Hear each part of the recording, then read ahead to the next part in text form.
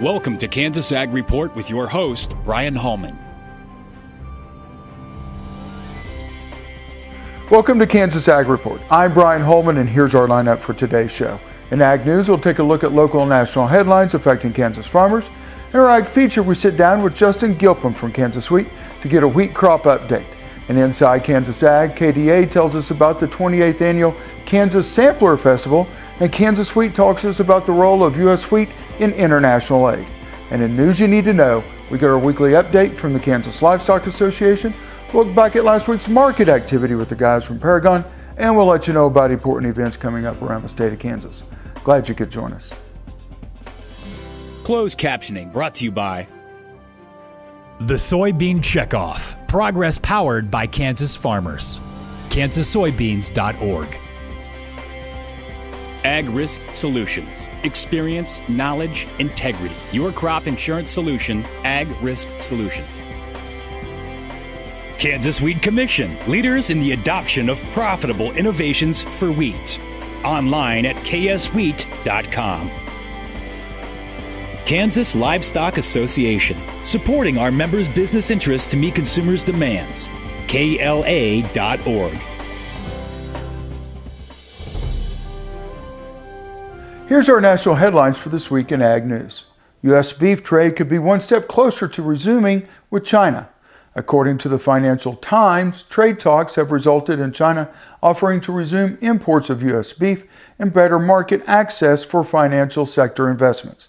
This is the second time in less than a year China's agreed to grant market access to U.S. beef. The ban on U.S. beef in China has been in place since the BSE scare in 2003. Midwestern poultry farmers continue to follow strict biosecurity practices as they try to prevent a repeat of 2015's devastating avian influenza outbreaks. Russ Yoder, who raises turkeys near Wayland in southeast Iowa, says biosecurity is a part of everything they do on the farm.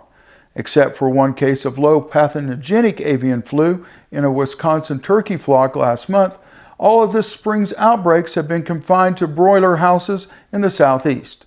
Avian flu can be carried by wild birds as they migrate north. It is not a food safety issue for humans.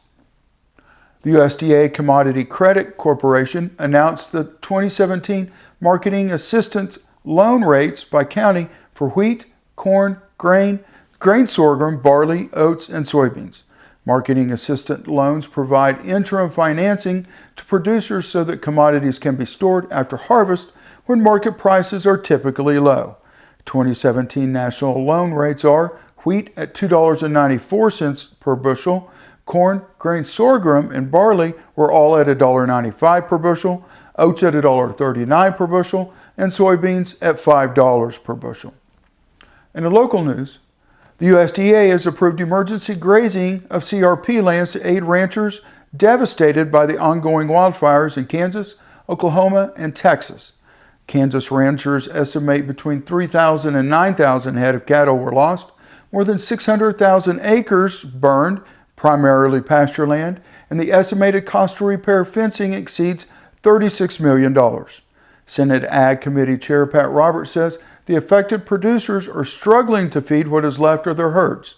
Producers wishing to graze on CRP lands already enrolled in contracts with the USDA should contact their local Farm Service Agency office. In February, the USDA NASS began contacting Kansas farmers and ranchers to gather land rental rate information.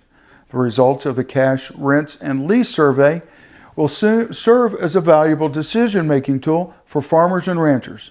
Additionally, the results will be used to help establish government payment rates for CRP and other federal programs.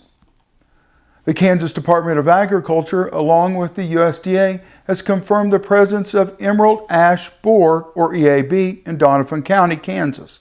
On March 31st, several EAB larvae were removed from an ash tree in a native strand of timber in rural Donovan County. After confirmation, Kansas will expand the EAB quarantine currently in place in Atchison, Douglas, Jefferson, Johnson, Leavenworth, and Wyandotte counties to include Donovan County to help slow the spread of EAB in Kansas. If you'd like to advertise your business on Kansas's most watched ag TV show, give us a call at 785-580-3287. This segment brought to you by Kansas Livestock Association, supporting our members' business interests to meet consumers' demands. KLA.org. Oldie Seed Farms, carrying soil-specific seed. Find them on the web at oldieseed.com. That's OHLDE seed.com. Grass and Grain, online or in the mail, keeping Kansas farmers informed for over 60 years. Grassandgrain.com. Kansas Wheat Commission, leaders in the adoption of profitable innovations for wheat. Online at kswheat.com. Imagine having someone help you pick the best corn hybrids for every field on your farm. Your Oldie representative can combine your data with his data to offer a field-by-field prescription. Contact Oldie Seed today at 877-692-4555. This Medford, New Jersey school bus runs on biodiesel, and so do these. In fact, all of these buses run on clean-burning biodiesel, which is great because the more we use biodiesel in our heavy-duty vehicles, the less carbon pollution in our air. Think how great it would be if more of our school buses ran on biodiesel. More biodiesel, less carbon pollution. More is less. Biodiesel, America's advanced biofuel. You need a partner that you can count on to be there for your business, providing a depth of understanding to risk management issues so you don't have to. A knowledgeable support team located in your area, delivering products and services to make you more successful.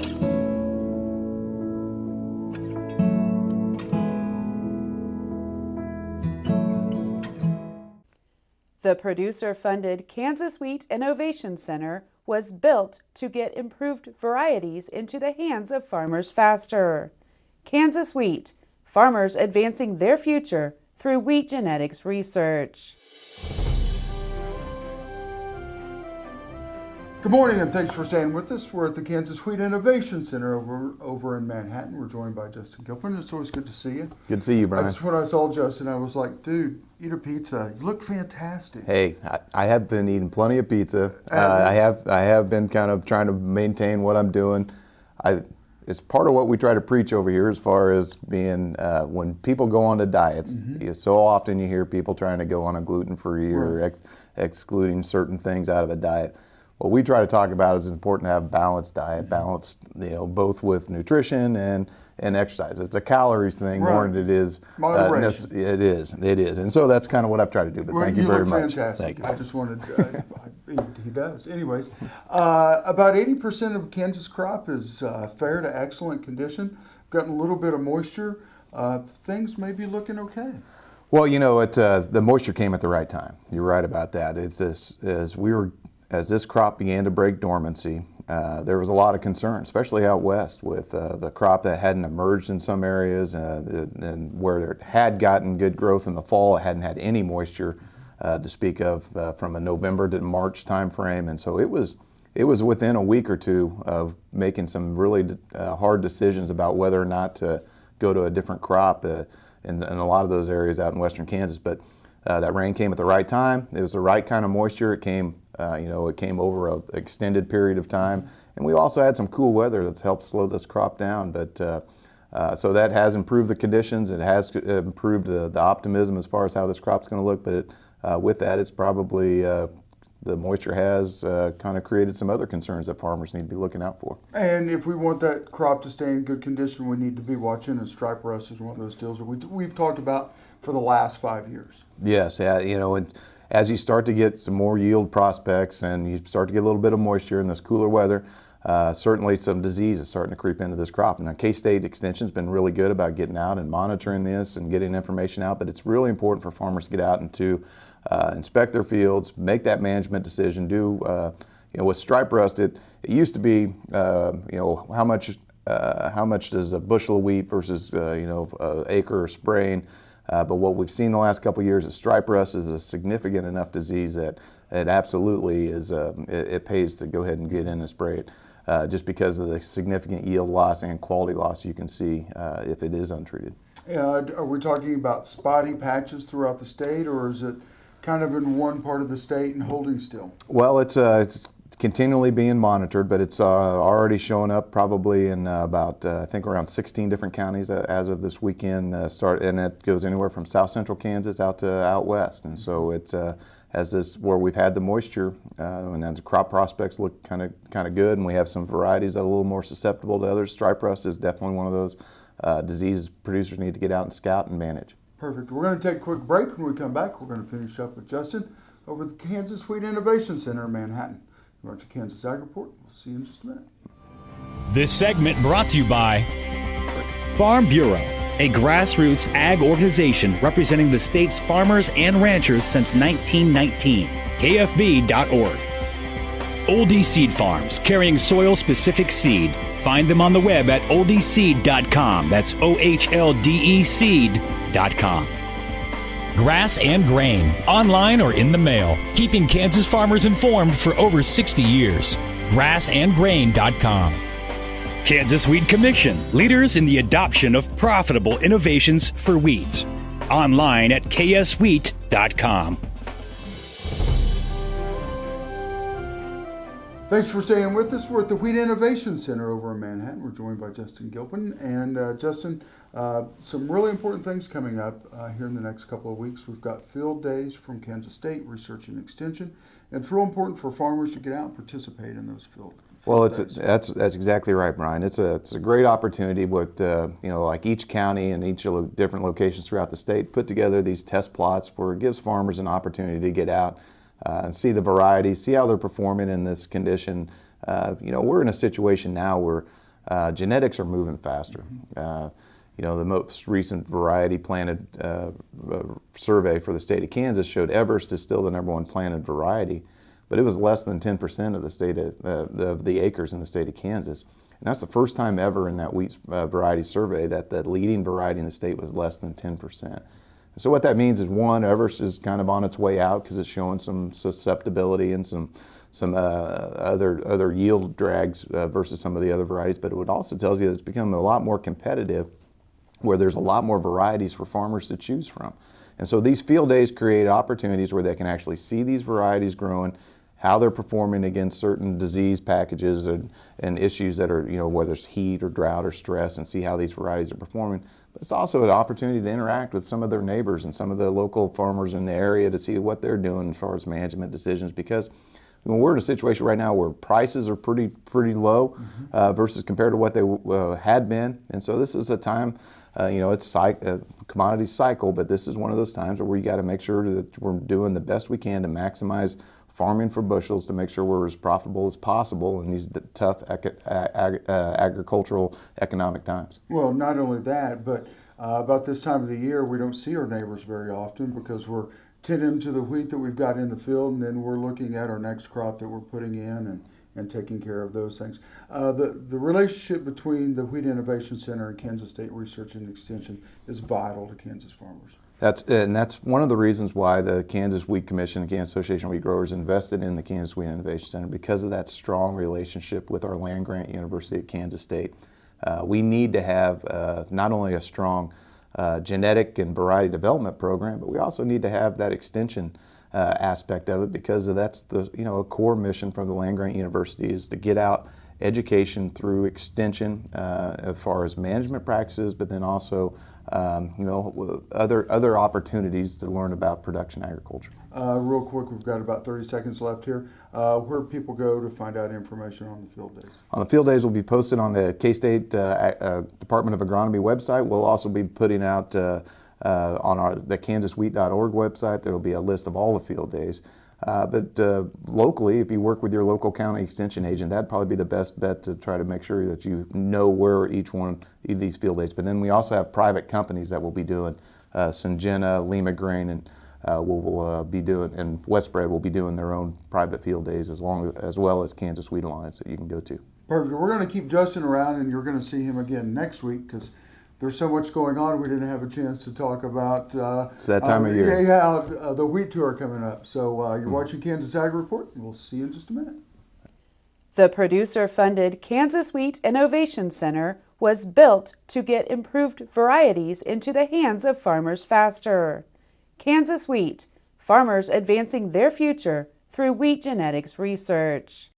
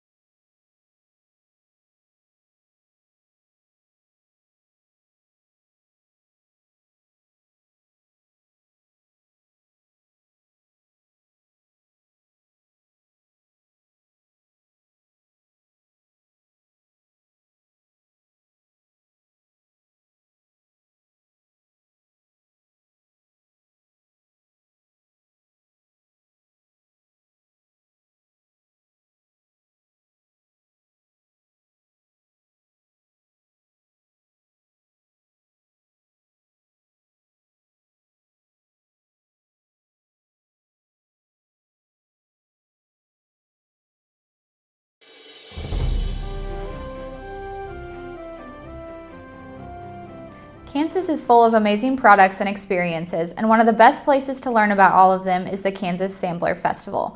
I'm Lexi Wright, and I work with the From the Land of Kansas program at the Kansas Department of Agriculture. From the Land of Kansas works to help businesses promote their Kansas products. This spring, several of our members will be featured at the 28th Annual Kansas Sampler Festival at Island Park in Winfield on May 6th and 7th. From the Land of Kansas will have our own tent at the festival for visitors to sample and purchase products from great Kansas companies, including Hildebrand Farms Dairy from Junction City, Jams by Judy from Russell, Prairie Harvest from Newton, Beaver Creek Farm from Dexter, Flint Hills Aromatherapy from Atlanta, Hoganville Family Farms from Olathe, and Wright Farm Sunflower Oil from Bird City. In addition, Fisher Rocks from Belleville and K&R Enterprise from Cheney will each have their own display just outside the From the Land of Kansas tent. The Kansas Department of Agriculture is proud of these Kansas businesses, and we are excited to support the economic growth these companies contribute to the Kansas agriculture industry. The festival is a wonderful opportunity to sample everything there is to see, do, buy, taste, hear, and learn in the state of Kansas. For more information or to view a list of exhibitors, visit www.kansassamplerfestival.com. If you love experiencing everything Kansas has to offer, you'll love the Kansas Sampler Festival and the From the Land of Kansas products you'll find there. Wheat makes up 40% of U.S. in-kind food donations, making it the most popular commodity for aid donations. To better understand the role of wheat in U.S. aid programming, Kansas wheat farmer Ron Supas joined a team of U.S. wheat farmers who traveled to Tanzania to visit current USDA Food for Progress projects funded by wheat monetization. Tanzania is one of the least developed countries in the world. USDA Food for Progress has 5 active projects focused on agricultural development, and wheat monetization funds 4 of those. The team visited those projects in Baharisa Mill, which purchased the monetized wheat to fund the Food for Progress projects. Baharisa's milling director told the team that they fortify products going into poorer segments of the population, and purchasing the monetized wheat allows them to pass savings onto their consumers and sell their flour at a lower price. This way, customers in Tanzania also benefit from monetization, in addition to those who benefit directly from the funded projects.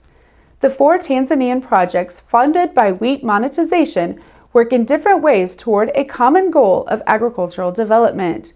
Seeing the positive effects of those projects on the entire economy helped the trip participants better understand the role that U.S. wheat plays in the process. This segment brought to you by Farm Bureau, a grassroots ag organization representing the state's farmers and ranchers since 1919.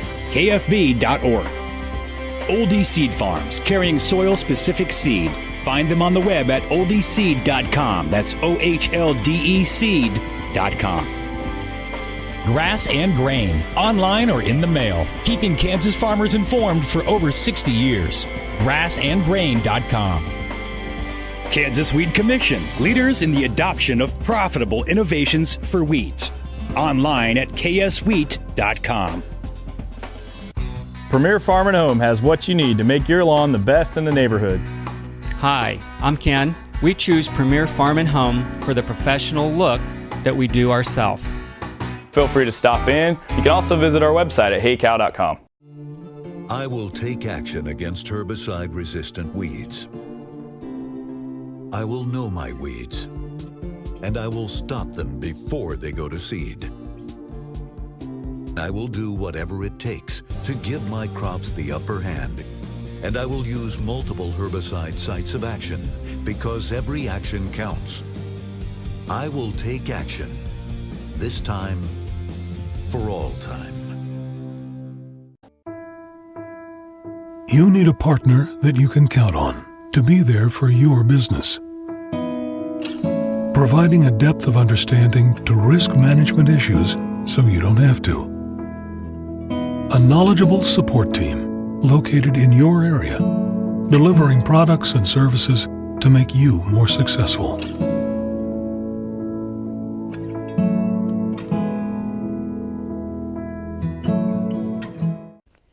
The producer-funded Kansas Wheat Innovation Center was built to get improved varieties into the hands of farmers faster. Kansas Wheat, farmers advancing their future through wheat genetics research. Kansas Farm Bureau, the voice of agriculture, represents grassroots agriculture. The state's largest and most powerful farm organization stands up for its members through leadership development, agriculture education, legal defense, environmental advocacy, farm safety, and risk management. Members also enjoy money-saving benefits. To join our organization today or to learn more, go to www.kfb.org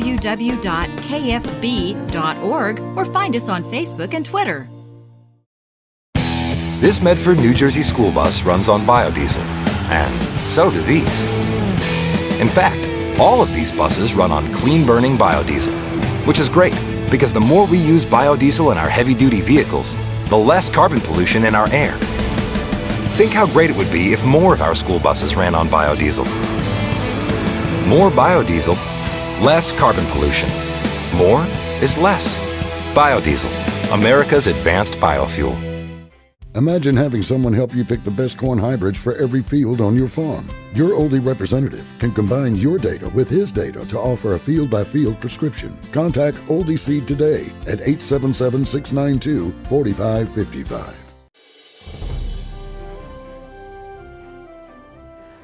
Legislators adjourned in early April and will reconvene for the wrap-up session May 1st. When lawmakers return, they will focus on the 2018 and 2019 state budgets, a new school finance formula, and a likely increase in income taxes. Two key bills supported by KLA were passed and sent to Governor Sam Brownback before adjournment.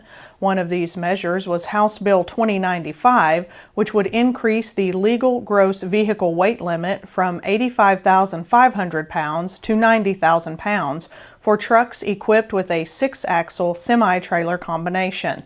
This law, if signed by the governor, would become effective July 1st and be limited to trucks hauling agricultural inputs and commodities. A second bill supported by KLA that was forwarded to Governor Brownback for his signature was Senate Bill 46, which would change the Water Conservation Act and provide more flexibility for feed yards and dairies in using existing water rights. This measure also would modify the law regarding claims for water right impairments. Under current law, a water right holder with an impairment claim can either go straight to district court or file a complaint with the chief engineer of the Division of Water Resources. Senate Bill 46 would funnel all impairment cases through the chief engineer before a water right holder could go to district court. Good morning. I'm Derek Ermish with Paragon Ag. Rumor has it there's a lot of old crop corn in on-farm storage. The last monthly USDA report had 2017 corn ending stocks pegged to be 2.32 billion bushel. While that is a lot of corn, the stocks-to-use ratio is expected to be right around 15.9%. For clarity's sake, our stocks-to-use ratio floated between 8 and 10% from 2010 to 2013. Those years were accompanied by higher prices than where we sit currently. Before 2010, things fluctuated between 10 and 20% ending stocks-to-use ratio, with a couple outliers, until you get to the 1980s, where it was common to have a stocks-to-use ratio much higher than 20%. The point of those numbers is that while 2.32 billion bushels is a huge number, it is not as big as a pile to chew through as what it once was. However, it is still a comfortable enough number for end users to keep them from being aggressive buyers without a perceived weather threat. It is the same old song and dance in regards to weather, just the numbers have changed. Maybe a bigger question looming, is the U.S. farmer solvent enough to carry over 2.32 billion bushels of corn into next year? Some of them are certainly, but we are several years removed from $7 corn. Input prices have come down, but not enough to combat $3 corn without an above-average harvest. Hopefully a bountiful soybean harvest from the past year combined with profitable prices is enough to prevent a rush for the exit door on old crop corn later this summer. But a guy probably ought to check into his personal solvency before testing those waters. I'm Derek Ermish. Have a good day.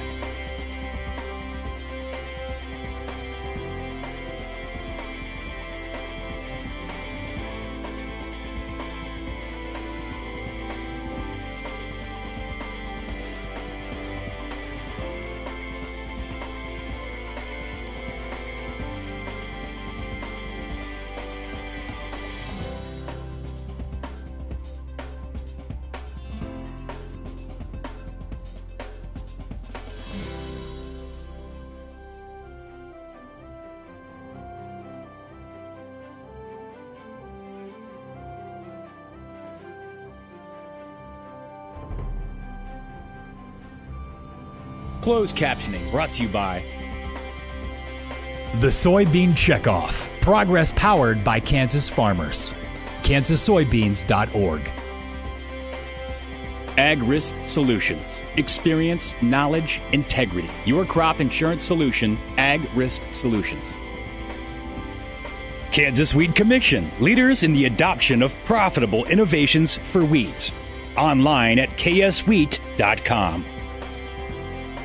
Kansas Livestock Association, supporting our members' business interests to meet consumers' demands. KLA.org. Well, that's our show for today. I hope you'll join us each week for more news and information about agriculture in the state of Kansas. I'm Brian Holman, and thanks for watching.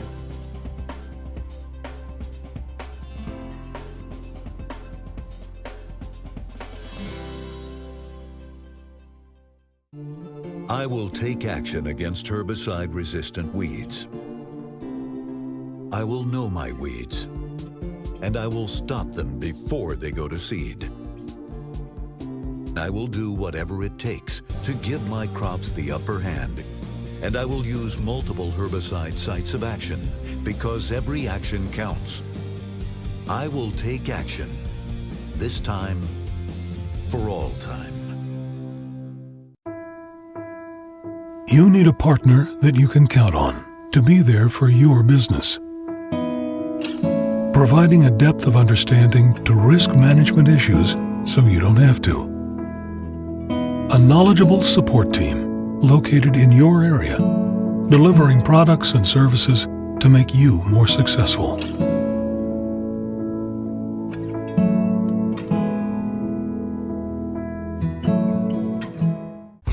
Premier Farm and Home has what you need to make your lawn the best in the neighborhood. Hi, I'm Ken. We choose Premier Farm and Home for the professional look that we do ourselves. Feel free to stop in. You can also visit our website at heycow.com.